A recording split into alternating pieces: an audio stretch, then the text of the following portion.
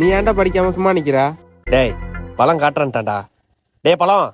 நான் இருக்கேன்டா, பயப்படாதடா. சரிடா. டேய் பழம். டேய் டேய் பழம் காமிடா. டேய் டேய் பழம். டேய் தம்பி கேக்குறான்ல காமி. டேய் காமிடா. டேய் சார் நானே சொல்றேன்டா காமிடா. டேய் தம்பி இருடா வரேன்டா அங்க.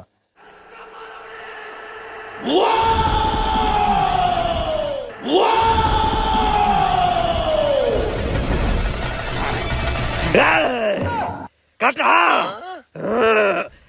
காட்டா திரும்புடா.